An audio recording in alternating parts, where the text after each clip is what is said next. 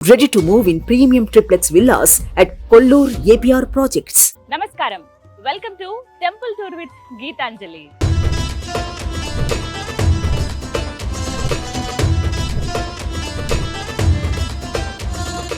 ఇవాల్టి కార్యక్రమంలో మనం వీక్షించబోతున్న దేవాలయం ఏదో తెలుసా? అన్నమయ్య జిల్లా వాల్మీకిపురంలో ఉన్నటువంటి శ్రీ పట్టాభిరామ దేవాలయం. ఎంతో సుందరమైన దేవాలయం ఇది. కొన్ని వేల ఏళ్ల చరిత్ర ఉంది.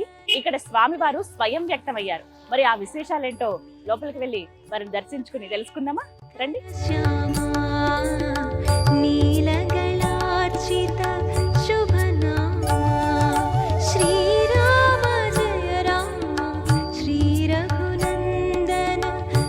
ఎంతో సుందరమైన దివ్యమైన ఆలయం ఇది. మనకి రోడ్ సైడే కనిపిస్తుందండి. మనకి తిరుపతి నుంచి 80 కిలోమీటర్లు, అలాగే మదనపల్లి నుంచి 18 కిలోమీటర్ల దూరంలో ఉంటుంది పట్టాభిరామాలయం. ఈ క్షేత్రం అనేది చాలా చాలా ప్రత్యేకం. ఇక్కడ స్వామివారు ముందుగా మనం లోపలికి వెళుతున్నాం. రాజగోపురాన్ని చూడొచ్చు. 4 అంతరాల్లో మనకు కనిపిస్తుంది. ఎంత సుందరంగా ఉందో తెలుసా? ఈ ఆర్కిటెక్చర్ ఇవన్నీ కూడా మనకి విజయనగర రాజులు శ్రీకృష్ణదేవరాయల వారు ఒకే పద్ధతిలో ఆయన ఆలయాలు నిర్మించుకుంటూ వెళ్ళారు కదా, ఆ శిల్పశైలి మనకి ఇక్కడ కనిపిస్తుంది అనమాట. లోపలికి వెళ్దాం. పెద్ద పెద్ద ద్వారాలు ఉన్నాయో. ఈ రాతి ఇవి చూస్తే అర్థమవుతుంది ఎన్ని వేల సంవత్సరాలు అయిపోయిందో, ఎంత చరిత్ర ఉందో ఈ ఆలయానికి అని చెప్పి. చక్కగా చెక్కారో చూడండి. అప్పటి శిల్పులు నిజంగా చాలా చాలా గ్రేట్. అసలు భలే ఉన్నాయి. ఈ ఆలయానికి సంబంధించి ఇక్కడ ఒకటి ఫలకం ఏర్పాటు చేశారు. ఇందులో ఆ చరిత్ర అంత రాశారనమాట. శ్రీ రామచంద్ర పరబ్రహ్మణే నమః, తిరుమల తిరుపతి దేవస్థానం వారి ఆధ్వర్యంలోనే ఈ ఆలయం ఉందన్నమాట. ప్రస్తుతం అక్కడ ప్రతి కార్యక్రమాలు అక్కడి నుంచి జరుగుతున్నవే. వాల్మీకిపురం ఇందాక నేను చెప్పినట్టుగా ఇంతకుముందు వాయల్పాడు అని పిలిచేవారట ఈ ప్రాంతాన్ని. ఇక్కడ శ్రీ సీతా లక్ష్మణ భరత శత్రుఘ్న హనుమత్ సమేతంగా శ్రీ పట్టాభిరాముడు వెలిశారు. జాంబవంతుల వారు ప్రతిష్ఠించారు. ఇదే నేను మీకు చెప్పాలనుకున్నాను. చాలా ప్రత్యేకం ఇది. వాగ్గేయకారులు అన్నమాచార్యుల వారు ఈ క్షేత్రాన్ని దర్శించి పలు కీర్తనలు కూడా సమర్పించారట. 1997 అప్పుడు దేవాదాయ ధర్మాదాయ శాఖ వారు, తిరుమల తిరుపతి దేవస్థానం వారు అలాగే ఈ ఆలయాన్ని స్వాధీనం చేసుకున్నారు. సో అప్పటి నుంచి నిత్యం ఇక్కడ జరిగేటువంటి కైంకర్యాలన్నీ కూడా అక్కడ స్వామివారి ఆధ్వర్యంలో అలా జరుగుతున్నవి. సో ఇవి మనం ముందుగా తెలుసుకుని లోపలికి అడుగు పెట్టచ్చు. ఎంత పెద్దగా ఉంది దేవాలయం. దేవాలయాలు అసలు ఎంత సుందరంగా ఉన్నాయో కొన్ని ఇప్పటికీ తెలుసుకోలేకపోయామే. ఇన్ని రోజులు అయిందా ఇక్కడికి రావడానికి అనిపించింది నాకు చూడగానే. ఫస్ట్ చెప్పారు స్వయం వ్యక్తం అయ్యారు ఇక్కడ స్వామివారు. ఇందాక మీరు చూసినట్టుగా జాంబవంతుల వారు ప్రతిష్ఠించారు ఇక్కడ వారిని అని చెప్పి. పేరులోనే, ఊరి పేరులోనే మనకు తెలుస్తుంది ఏంటంటే వాల్మీకం అంటే పుట్ట. ఇప్పుడు మన లోపల ఎవరైతే స్వామివారు ఉన్నారో వారికి ఏవైతే అర్చనలు జరుగుతున్నాయి, ఏ విగ్రహాలకైతే అవి కూడా స్వయం వ్యక్తం అయ్యాయట. వీటికి సంబంధించిన ఒక కథనం కూడా ఉంది, చెప్తాను మీకు మాటల్లో. ఒకసారి ఇలా చూడొచ్చు. గోవుల కోసం గోసేవ చేసుకుంటే ఎంత పుణ్యమో కదా. మన ఇళ్లలో అవి సాధ్యం కావు, ఊర్లలో అయితే అవి సాధ్యమయ్యేవో. కానీ ఇలా కొంచెం నగరాల్లో ఉన్నప్పుడు, సిటీస్లో ఉన్నప్పుడు అవి సాధ్యం కాదు. అలాంటి వాళ్ళు చక్కగా గోసేవ చేసుకుంటే గోవులో సకల దేవతలు కొలువై ఉంటారని అంటారు కదా. అలా గోసేవ చేసుకుంటే ఎంత పుణ్యమో మనకి నిజంగా. ఇక్కడ చూడండి ఎంత పెద్ద గంట ఉందో. నైవేద్యం అప్పుడు ఇలా ఘంటానాదం చేయొచ్చు, చేస్తారు. ఎంత పెద్ద గంట ఉంది, చాలా వెయిట్ ఉంది ఇది. చుట్టూ ఉన్న ప్రాకారాలు కూడా ఒక్కసారి చూడండి ఎంత అద్భుతంగా ఉన్నాయో. ఇక అలా మనం ఒకసారి చూస్తే ఆ గోడలు అవన్నీ కూడా చూడండి. విజయనగర రాజులు ఎవరైతే ఉన్నారో శ్రీకృష్ణదేవరాయల వారు ఇవన్నీ ప్రాకారాలన్నీ కూడా వారు చేసినవే, చుట్టుపక్కల ఇవి మాత్రమే. ఇంకా ముందు చోళరాజులు ఎవరైతే ఉన్నారో వాళ్ళు ఈ ఆలయానికి 13వ శతాబ్దంలో మరమ్మతులు కూడా చేశారని చెప్పి మనకి ఆనవాళ్ళు కూడా ఉన్నాయి. కానీ 13వ శతాబ్దంలోనే మరమ్మతులు జరిగాయంటే ఇంకా ముందు ఎప్పుడుందో అనేది నిజంగా చెప్పలేమంటే. అందుకని ఇన్ని వేల సంవత్సరాల చరిత్ర ఉందన్నమాట. ప్రధానంగా చుట్టుపక్కల ప్రాకారాలన్నీ కూడా మనకి ఇందాక చెప్పినట్టుగా విజయనగర సామ్రాజ్య రాజు ఎవరైతే ఉన్నారో శ్రీకృష్ణదేవరాయల వారు వాళ్ళు చెక్కిన శిల్పాలు అవి మనకు కనిపిస్తుంది అన్నమాట, ఆర్కిటెక్చర్. కానీ ఇది గర్భాలయం ఏదైతే ఉందో ఇది మనకి చోళకళ ఉట్టిపడుతూ ఉంటుంది ప్రతి చోట. మీరు లోపలికి వెళ్ళి చూస్తే ఆ అనుభవం తెలుస్తుందండి. టచ్ చేసినప్పుడు అరే భలే ఉందా, బయట చూసిన వాటికి వీటికి ఇంత డిఫరెన్స్ ఉందా అని అనిపిస్తుంది అనమాట. ఇలా ఒక్కొక్కటి చూసుకుంటూ వెళ్ళొచ్చు. వాటర్ ప్లాన్స్ ఇవి. శ్రీవారి పోటు, ఇక్కడ స్వామివారి ప్రసాదం తయారవుతుంది అన్నమాట. అన్ని ప్రత్యేకమే కదా. శ్రీవారి పోటు అనగానే మనకు గుర్తొచ్చేది ఏది? తిరుమల తిరుపతి దేవస్థానం. ఇక్కడ శ్రీవారి ఫోటో అన్ని వండి వారుస్తారనమాట ఇక్కడే. వేటికవే ప్రత్యేకంగా ఉన్నాయి. ఎంత నీట్గా మెయింటైన్ చేస్తున్నారంటే ఆలయాన్ని కూడా చాలా చక్కగా సుందరంగా ఉందండి. ఇప్పటికీ ఇంకా డెవలప్మెంట్స్ జరుగుతున్నాయి ఎక్కడికక్కడ, అవి మనం చూస్తున్నాం ఆ కన్స్ట్రక్షన్లో. గోడల్ని మాత్రం అండి, గర్భాలయం గోడల్ని అలాగే ఉంచేశారు, వాటికి మళ్ళీ పెయింట్లేసి అలా కాకుండా. ఎందుకంటే అప్పట్లో రాతి ఎలా తీసుకొచ్చేవాళ్ళో తెలియదు, ఇదంతా కొంచెం కొండ ప్రాంతం కదా. ఇప్పుడంటే ఇన్ని ఫెసిలిటీస్ ఉన్నాయి, వెహికల్స్ సపోర్ట్. అప్పట్లో అసలు అంతా ఏనుగులు, గుర్రాలు ఇవే కదా సహాయం. అవి చూడండి ఆ రాళ్ళు ఎంత పెద్ద పెద్ద రాళ్ళు. ఓ ఈ స్టోన్స్ అసలు అప్పటి కొన్ని వేల ఏళ్ళ చరిత్ర ఉందన్నమాట ఈ రాతికి కూడా. చిన్న చిన్నవి మనం కొంచెం దగ్గర క్లోజ్గా గమనిస్తే తెలుస్తాయి. ఇవ్వండి ఆదిశేషు ఇలా చుట్టుకుని ఉన్నట్టుగా పడగ విప్పినట్టుగా కనిపిస్తుంది. అణువణువున ఆ శిల్పకళ నిజంగా అద్భుతం. ఇవి ఇప్పుడు చూసినటువంటి ఈ ప్రాకారాలన్నీ కూడా శ్రీకృష్ణదేవరాయల వారు అప్పుడు ఇవన్నీ డెవలప్, అంటే ఒక్కొక్కరి రాజుల పరిపాలనలో కొంచెం అలా డెవలప్ అవుతూ వచ్చిందనమాట మనకి. ఈ ఆలయానికి సంబంధించిన చరిత్ర ఏమిటి అని అంటే, పూర్వకాలంలో అప్పుడు వాల్మీకి మహర్షి అలాగే జాంబవంతుల వారు చాలా ప్రార్థన చేశారంట ఆ శ్రీరామచంద్రుడికి. అయ్యా నువ్విక్కడ వెలిస్తే ఎంతోమందికి నీ గురించి తెలుస్తుంది, నీ పరిపాలన ఏ విధంగా తెలుస్తుంది, నువ్వు ఉండడమే మాకు ఒక విశేషం స్వామి, నువ్వు మాకు కరుణించు, మాకు కనపడు అని చెప్పి నీ అంతటి నువ్వే ఇక్కడ ఉద్భవించాయా అని ఎంతో వేడుకుని ప్రార్థన చేశారట ఆయన అనుగ్రహం కోసం, ఆయన కటాక్షం కోసం. వారు అలా తపస్సు చేస్తూ ఉండగా ఒకనొక సమయంలో శ్రీరాముల వారు ప్రత్యక్షమయ్యారు. ఏమైంది, ఎందుకు మీరు ఈ విధంగా తపస్సు చేస్తున్నారు, మీ తపస్సుకు మెచ్చాను నేను, మీకు ఏం కావాలని అడిగితే, అయ్యా మాకు ఇంకే కోరికలు అవసరం లేదు స్వామి, నువ్వు ఇక్కడ ఉండు చాలు, నీ అంతటి నువ్వే స్వయంభుగా నువ్వు వ్యక్తమైతే ఈ ప్రాంతం అంతా కూడా సస్యశ్యామలం అవుతుంది, నీ కృపతో ప్రజలందరూ కూడా సుభిక్షంగా ఉంటారని అడిగితే తడవుగా ఆయన వరాలు ఇచ్చే దేవుడే కదా శ్రీరాముడు. ఏమన్నా సరే ఆ చక్కగా చిన్ని నవ్వుతో అందరిని అలా కట్టిపడేస్తారు ఆయన. అయితే తప్పకుండా, అయితే వారు అడిగింది, అయితే మాకు ఒక విన్నపం ఉంది స్వామి, ఈ విధంగానే నువ్వు ఇక్కడ వ్యక్తం అవ్వాలి అని. ఏమిటి అని అడిగితే, సోదరులతో పాటుగా అమ్మవారు నీ సోదరులు ఎవరైతే ఉన్నారో వారితో పాటుగా నువ్వు ఇక్కడ వ్యక్తం అవ్వాలని అడిగారట. ఇంకేముంది, భక్తుల కోరికను మన్నించేవారే కదా ఆ శ్రీరామచంద్రుడు, తప్పకుండా నేను స్వయం వ్యక్తం అవుతానని చెప్పి స్వామివారు అక్కడ వ్యక్తమై వెంటనే అంతర్ధానం అయిపోయారట. తీరా చూస్తే ఎక్కడా కనిపించలేదు. దూరంగా అలా వెళ్తూ ఉంటే వాల్మీకి మహర్షికి అలాగే జాంబవంతుల వారికి ఒక పుట్ట కనిపించింది. పుట్ట ఉందేంటి ఇక్కడ అని ఒళ్ళు చూసేటప్పటికి ఆ పుట్టలో స్వామివారి రూపం కొంచెం కనపడిందంట. ఇంకా వాళ్ళ ఆనందానికి హద్దులు లేకుండా పోయాయి. మేము ఇలా అడిగాం స్వామి, అడగగానే నువ్వు మాకు వరం ఇచ్చావని చెప్పి మొత్తం ఆ తొలిచి చూస్తే పుట్టలో వచ్చారు. అందుకనే ఇది వాల్మీకిపురం. వాల్మీకి అంటే మనకి పుట్టని తెలుసు కదా, వాల్మీకుల్లో దొరికినటువంటి విగ్రహాలు కాబట్టి ఇది వాల్మీకిపురం అయిందనమాట ఈ ప్రాంతం. అయితే లోపల మనం చూడొచ్చు ఇప్పుడు ఎలా అయితే వారు కోరుకున్నారో, వాల్మీకి మహర్షి కావచ్చు, జాంబవంతులు వారు ఏ విధంగా అయితే వాళ్ళు అడిగారో, మొత్తం అది మీ సోదరులతో పాటు రావయ్యా ఇక్కడ ఉండు అని అన్నందుకు లోపల మనం గమనించవచ్చు. శ్రీరాముల వారు, సీతమ్మ తల్లి, అలాగే లక్ష్మణ భరత శత్రుఘ్నులు వీళ్ళందరూ కనిపిస్తారు. శ్రీరాముల వారు ఓవైపు ఎడం పక్కగా ఇక్కడ లక్ష్మణులు కనపడతారు, కుడివైపున సీతాదేవి ఉంటారు. ఇది చాలా ప్రత్యేకమని చెప్పుకోవాలి. మరెక్కడా ప్రపంచంలో మరే దేవాలయంలో ఈ విధంగా పట్టాభిరాముడు సోదరులతో పాటు కొలువై ఉండడం అనేది మొట్టమొదటి దేవాలయం అని చెప్పుకోవాలి. చాలా ప్రత్యేకమైన దేవాలయం ఇది. అమ్మవారు ఇక్కడ కుడివైపున మనకు కనిపిస్తారు. చాలామందికి ఒక భావన ఉంటుంది, అదేంటి అమ్మవారు కుడివైపు ఉండడం ఏంటి, ఎడం వైపున కదా ఉంటారు భార్య, అంటే లెఫ్ట్ సైడ్ కదా ఉండాలి, ఎడం వైపునే ఉండాలి కదా అంటారు. కానీ వైష్ణవ సాంప్రదాయంలో యజ్ఞ యాగాదులు చేసేటప్పుడు, ఏమైనా క్రతువులు పూజాది కార్యక్రమాలు చేసేటప్పుడు భార్య కుడి పక్కనే ఉండాలి. అందుకనే ఈ విధంగా అనమాట. ఇలా ఎక్కడికక్కడ గోపురాలు మనకి మండపాల్లాగా కనిపిస్తాయి అన్నమాట. వివిధ కార్యక్రమాలు ఇక్కడ చేస్తారు స్వామివారికి. ఒక్కొక్క మండపం దగ్గర మనకేంటంటే స్వామివారికి ఊంజల సేవ జరుగుతుంది, ఇంకొక మండపం ఉంటుంది అక్కడ కళ్యాణం అని, ఇలా చుట్టూ ప్రకారాలు మనకు కనిపిస్తాయి. కాసేపు ఆలయ ప్రాంగణంలో కూర్చుంటే ఎంత హాయిగా అనిపిస్తుందో, ఏనుగులు ఎంత హాయిగా అనిపిస్తుందో కదా.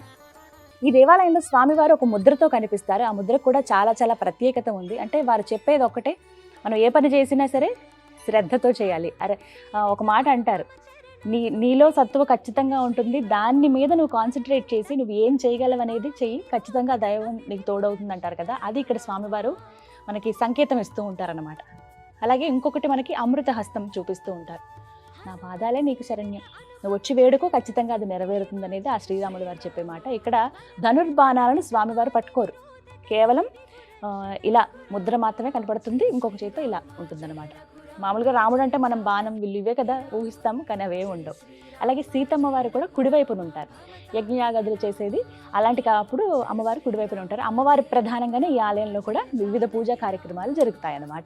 ఇక విగ్రహాలలో ప్రత్యేకం ఏంటంటే లక్ష్మణ స్వామి వారేమో ఇలా ఎడం పక్క, కుడివైపు ఏమో అమ్మవారు, మధ్యలోనేమో ఆ పట్టాభిరాముడు, మరోవైపు భరతుడు శత్రుఘ్నుడు వింధ్యామరులు విసురుతూ ఉంటారనమాట. ఇలా మొత్తంగా మనకి మూల విరాట్లు కనపడతారు. అయితే ఇక్కడ ఏంటంటే మూల విరాట్ని మనం ఫొటోస్ తీయడానికి కానీ వీడియో తీయడానికి కానీ అస్సలు పర్మిషన్ లేదండి. చాలా ప్రత్యేకం కాబట్టి వచ్చి మీరు దర్శించుకోండి అమ్మా, అంతే తప్ప ఇలా తీయటానికి కుదరదు అని చెప్పారు. ఖచ్చితంగా మనం గౌరవించాలి. కానీ ఇది మీరు ఎవరైనా వచ్చి స్వయంగా చూడండి, చాలా ప్రత్యేకమైన దేవాలయం. అలాగే ఇదే దేవాలయంలో సాక్షాత్ ఆ శ్రీరాముల వారే కొలుచుకునేటువంటి రంగనాథ స్వామి దేవాలయం కూడా ఉంది. భూలక్ష్మి సమేత రంగనాథ స్వామి దేవాలయం అనమాట. ఇదిగో ఇదే దేవాలయం. ఇవన్నీ కూడా పందిళ్ళు కార్యక్రమాలు జరిగేటప్పుడు, ఏకాదశికి కావచ్చు, అలాగే మన సంక్రాంతి అప్పుడు ఇలా పందిళ్ళు వేసుకోవడానికి వీలుగా ఇలా కర్రలు ఇవన్నీ ఇలాగే ఉంచేశారు. వీటిపైన పరదాలు వేసి మనకి నీడ వచ్చేలా చేసి ఎంతోమంది భక్తజనం వస్తూ ఉంటారనమాట ఇక్కడికి, వాళ్ళందరికీ నీడ కోసమని. ఇది రంగనాయకుల దేవస్థానం. మనకి భూలక్ష్మీదేవి సమేతంగా జయ విజయాలు ముందుగా ఉండగా లోపల స్వామివారు చక్కగా శయనిస్తూ ఉంటారన్నమాట, యోగ నిద్రలో ఉంటారు. ఎంత బాగుంటుందో మూర్తి.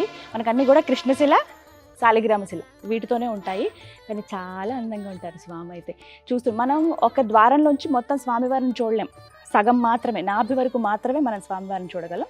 ఇక మిగతా భాగం ఇలా వంగి ఇటుపక్కకు వచ్చి చూడాలన్నమాట. ఇక్కడ ద్వారం చూడండి ఎంత బాగుందో. ఇది గర్భగుడికి లోపలికి వెళ్ళటానికి ఇంకొక మార్గం అనమాట. వుడ్ తోటి చేశారు, చాలా చక్కగా. జయ విజయాలు వీళ్ళకి ఒక వరం కదా ద్వారపాలకులుగా ఉండడానికి. ఇక్కడ శయనించి ఉన్నారు చూసారా విష్ణుమూర్తి, భలే ఉంది అసలు. ఒడ్డులోంచి బ్రహ్మదేవుడు వచ్చింది, ఆంజనేయ స్వామి, అలాగే గరుత్మంతుడు, అమ్మవార్లు ఇద్దరు యోగ నిద్రలో ఉన్నారండి స్వామి ఆదిశేషు పైన. చూసినప్పుడు ఏమనిపిస్తుంది అంటే భలే ఉంది కదా, మనం అందులో తన్మయత్వం అలా లీనమైపోతాం అంతే. అందులో ఇక్కడ స్వామివారు ఏంటంటే మనకి ఉత్తర ముఖంగా దర్శనమిస్తారు. అలాగే రంగనాయక స్వామివారు దక్షిణం వైపుగా ఉంటారనమాట, రెండు భాగాల్లో. రంగనాయక స్వామివారు ఇటువైపు ఉండడానికి కారణం ఏంటంటే ఇంతకుముందు ఇక్కడ బాహుదా నది ఉండేది. ఆ నది ప్రవహించే ఎప్పుడైనా సరే రంగనాయక స్వామివారు నదీ తీరాల దగ్గర అక్కడే వెలుస్తారనమాట. ఆయన స్వయం వ్యక్తం అవ్వడం కూడా అదే విధంగా ఉంటుంది. అయితే ఇప్పుడంటే ఇక్కడ ఇల్లు వచ్చేసాయి, కానీ ఇంతకుముందు బాహుదా నది ప్రవహించేది.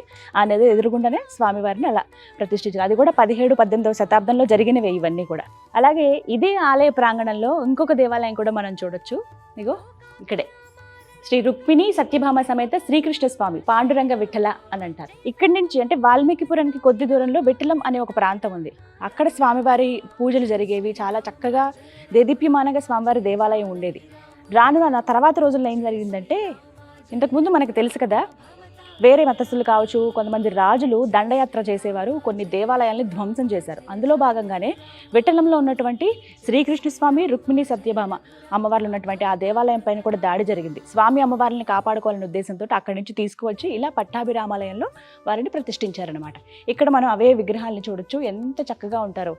ఎప్పుడు జరిగేటువంటి పూజలే కావచ్చు, కళ్యాణాలు ఇవన్నీ కూడా ఇక్కడ కూడా జరుగుతాయి అన్నమాట. ఒకసారి రామాలయంలో అడుగు పెట్టామంటే సపరివారం, రామ్ పరివారం అంతా మనం దర్శనం చేసుకోవచ్చు.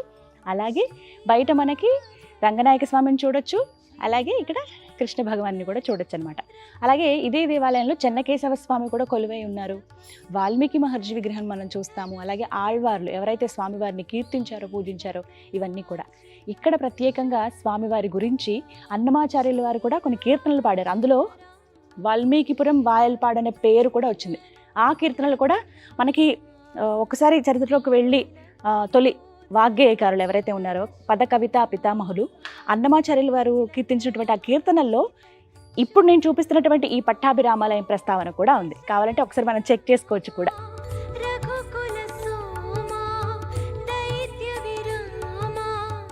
ఈ దేవాలయానికి ఇంకొక ప్రత్యేకత ఏంటంటే, మనకి గర్భాలయం పైన ఆ గోపురం పైన సుదర్శన చక్రం కనిపిస్తుంది. ఒకసారి చూడండి, చాలా అరుదుగా ఉంటాయి అన్నమాట. అదే గోపురం ఇంకొకటి మనకి లోపల హనుమాన్ ఉంటారు, ఆంజనేయ స్వామి ఉన్నటువంటి గోపురం పైన మనకి కలశం కనిపిస్తుంది. కానీ ఇక్కడ మాత్రం సుదర్శన చక్రం కనపడుతుంది. ఇలా సుదర్శన చక్రం ఉన్నవి మన తెలుగు రాష్ట్రాల్లో 5 మాత్రమే ఉన్నాయి. అలా పంచక్షేత్రాల్లో ఈ క్షేత్రం కూడా ఒకటి అనమాట. ఎంతో సుప్రసిద్ధమైన అలాగే ఎంతో మహిమాన్వితమైన క్షేత్రంగా కూడా ఈ పట్టాభిరామాలయం చెప్తారు. ఇక్కడ మనకి సుదర్శన చక్రం, స్వామివారి చేతుల్లో ఉండేటువంటి ఆ సుదర్శన చక్రమే గర్భాలయం పైన కనిపిస్తుంది అనమాట. అలా స్వామివారి దర్శనానికి వచ్చిన వాళ్ళు ప్రదక్షిణ చేస్తూ చేస్తూ ఆ సుదర్శన చక్రానికి కూడా నమస్కరించుకుంటారు. జై శ్రీరామ్. ఇక బ్రహ్మోత్సవాలు జరిగేటప్పుడు అండి, సంవత్సరానికి ఒకసారి బ్రహ్మోత్సవాలు జరుగుతాయి. అప్పుడు ఇక్కడ స్వామివారికి ఊంజల సేవ జరుగుతుంది అనమాట. ఊంజల మండపం అని రాసింది. ఉయ్యాల మండపం చాలా స్పెషల్ కదా స్వామివారికి. హాయిగా ఆయన అలా ఉయ్యాలలు ఊగుతూ ఉంటే మనం అలా తన్మయత్వానికి లోన ఈ పాటలు పాడుతూ స్వామివారికి సంబంధించిన కీర్తనలు మనం పాడుతూ, అలాగే వివిధ కార్యక్రమాలు ఏవైనా ఉన్నా కూడా అన్నీ కూడా ఇక్కడ ఇదే మండపంలో చేస్తారనమాట. ప్రత్యేకించి బ్రహ్మోత్సవాలు అప్పుడు మాత్రమే. అక్కడి నుంచి చూడడానికి చాలామంది కూర్చోడానికి వీలుగా ఇక్కడ అన్నీ కూడా పరదాలు అవన్నీ వేసి ఉంచుతారు. భక్తులందరూ కూడా చూడొచ్చు అనమాట. ఇక నెక్స్ట్ ఎప్పుడెప్పుడా నాకు ఆ స్వామివారిని చూడాలి, ఎప్పుడెప్పుడు చూడాలా అన్న కోరిక ఉంది. అది మరికొద్ది క్షణాల్లో నాకు తీరబోతుందనమాట. స్వామివారి దగ్గరికి వెళ్ళాలంటే ముందుగా ధ్వజస్తంభానికి మనం నమస్కరించుకుందాం. రామభద్ర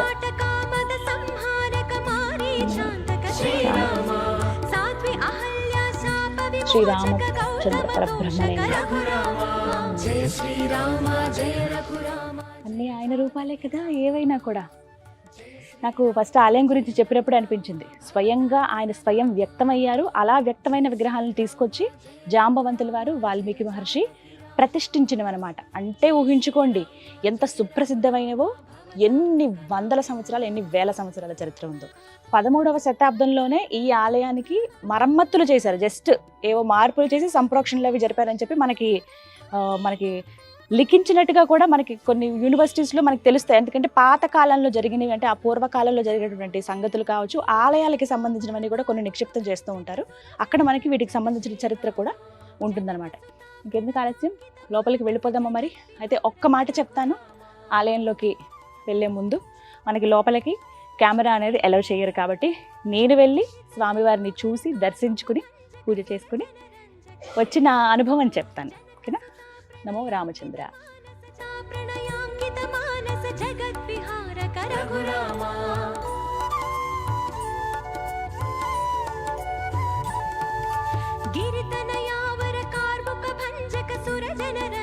శ్రీరామ జనక సుతా ప్రణయాంకిత మానస జగద్విహారక రఘురామ జయ శ్రీరామ జయ రఘురామ జయ జానకి రామ జయ శ్రీరామ జయ రఘురామ భవతారక నామ జయ శ్రీరామ. ఎంత చక్కగా దర్శనమైందో స్వామిని చూడడానికి. నిజంగా రెండు కళ్ళు సరిపోలేదండి. మొత్తం ఆయన సపరివారంగా కనిపిస్తుంటే అబ్బా ఒక్కొక్క విగ్రహాన్ని చూస్తూ చూస్తూ చూస్తూ నాకు అసలు భలే అనిపించింది. అయోధ్య వెళ్ళాను రీసెంట్గా, అక్కడ స్వామివారిని దర్శించుకున్నాను. అలాగే ఎన్నో రామాలయాలు కూడా నేను సందర్శించాను. ఈ రామాలయం నిజంగా చాలా చాలా ప్రత్యేకం. ఇన్ని వేల ఏళ్ళ చరిత్ర ఉన్నటువంటి దేవాలయం ఇది. వెళ్ళగానే స్వామివారు చక్కగా చిరుమందహాసంతో కనిపిస్తారు. మొత్తం మనకు ఆ శిలలోనే రాతిశిల, నల్లటి రాతిశిలలోనే మనకు కనిపిస్తారు. కృష్ణశిల అలాగే సాలగ్రామశిల వీటిలోనే అనమాట. స్వామివారు అలా కూర్చుని ఉన్నారు. చాలా సింపుల్గా అలంకరించారు. ఎక్కువ మొత్తం ఆభరణాలు అవేం వేయకుండా సింపుల్గా కనిపిస్తున్నారు స్వామి నామాలతోటి.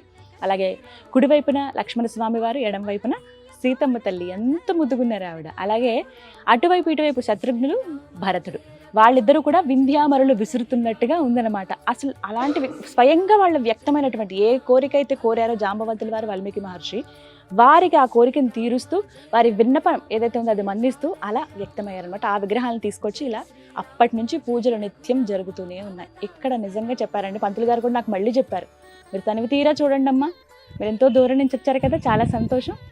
అయితే ఇక్కడికి రావాలంటే స్వామివారి అనుగ్రహం ఉండాలి. ఇవాళ పునర్వసు నక్షత్రం, అంటే స్వామివారి నక్షత్రం ఉన్న రోజున, ఆయన పుట్టినటువంటి నక్షత్రం ఉన్న రోజున మీరు రావడం చాలా అదృష్టం. తనివి తీరా చూడండి, మీరు ఖచ్చితంగా ఒక కోరిక కోరుకోండి, ఆ కోరిక నెరవేరుతుంది, మళ్ళీ మీరే వచ్చి దర్శనం చేసుకుంటారు అని అన్నారు. నిజంగా అంతే ఇదిగా నేను నమస్కరించుకున్నాను, దండం పెట్టుకున్నాను. మనకి ఎక్కడా కూడా లోపల విగ్రహాలు తీయడానికి ఇక్కడ పర్మిషన్ ఉండదు, ఇది మాత్రం ఖచ్చితంగా చెప్తాను. ఇది కూడా ఒక అందుకు మంచిదే, మీరందరూ కూడా రారు కదా విగ్రహాలను చూపించేస్తే, అందుకనేనేమో ఆ స్వామి మిమ్మల్ని కూడా రప్పించుకోవడానికే ఈ విధంగా నన్ను పంపించాడేమో.